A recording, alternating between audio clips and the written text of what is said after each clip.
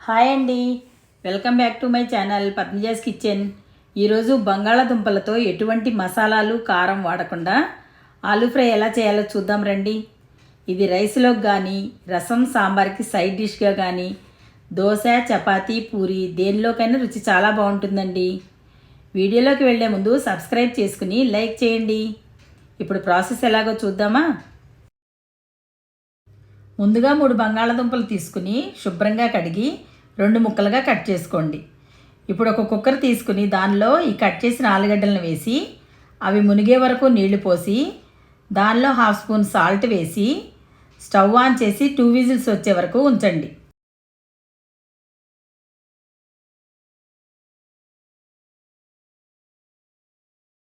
బంగాళాదుంపలు బాగా ఉడకకుండా 80% ఉడికితే సరిపోతుందండి.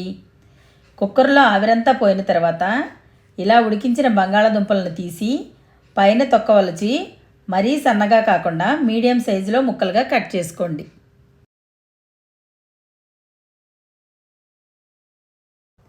ఇప్పుడు ఒక మిక్సీ జార్ తీసుకుని దానిలో 5 నుంచి 6 వెల్లుల్లిపాయలు, 1 స్పూన్ జీలకర్ర, 4 పచ్చిమిర్చి తీసుకున్నానండి. ఈ ఫ్రైకి కారం వేయాల్సిన అవసరం లేదండి, అందుకని మీ రుచికి సరిపడా పచ్చిమిర్చి వేసుకోండి. ఇందులో కొంచెం పుదీనా కాడలతో సహా కొంచెం కొత్తిమీర వేసి కచ్చపచ్చ గ్రైండ్ చేసి పక్కన పెట్టండి.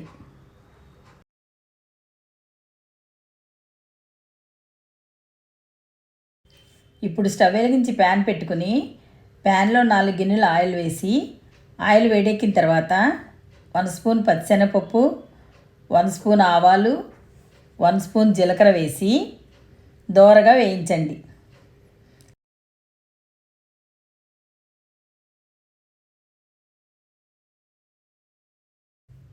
ఇలా దోరగా వేగిన తర్వాత దానిలో నిలువుగా కట్ చేసి పెట్టుకున్న 2 ఆనియన్స్ ముక్కలు వేసి బాగా కలపండి. ఈ ఫ్రైకి ఆనియన్స్ కొంచెం ఎక్కువే పడతాయండి. దానిలో కొంచెం కరివేపాకు కూడా వేసి మరికొంతసేపు వేయించండి.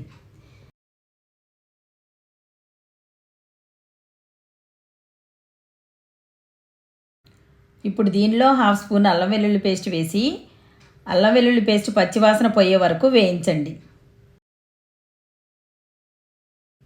ఆనియన్స్ బాగా వేగి గోల్డెన్ బ్రౌన్ కలర్లోకి వచ్చిన తర్వాత 1 స్పూన్ సాల్టు, 1/2 స్పూన్ పసుపు, 1 స్పూన్ ధనియాల పొడి వేసి కలపండి. ఆలుగడ్డ ఉడకబెట్టేటప్పుడు 1/2 స్పూన్ సాల్ట్ వేసాం కదండి, ఇప్పుడు 1 స్పూన్ వేస్తే సరిపోతుంది. ఇప్పుడు దీనిలో ముందుగా రెడీ చేసి పెట్టుకున్న పచ్చిమిర్చి పేస్ట్ వేసి బాగా కలిపి మూత పెట్టి 2 నిమిషాలు వేగనివ్వండి. ఇలా వేయించడం వల్ల పచ్చిమిర్చి పచ్చివాసన రాకుండా కూర టేస్ట్గా ఉంటుందండి. ఇప్పుడు మూత తీసి కట్ చేసి పెట్టుకున్న బంగాళాదుంప ముక్కలు వేసి ఒకసారి అంతా కలిసేటట్టు కలిపి మూత పెట్టి 10 నిమిషాలు మగ్గనివ్వండి. ఆలుగడ్డకి మనం ముందుగానే ఉడకబెట్టాం కాబట్టి ఎక్కువ ఉడికించాల్సిన అవసరం లేదండి. మనం వేసిన ఫ్లేవర్స్ అన్నీ ఆలూకి పట్టేటట్టు మధ్య మధ్యలో కలుపుతూ వేయించండి.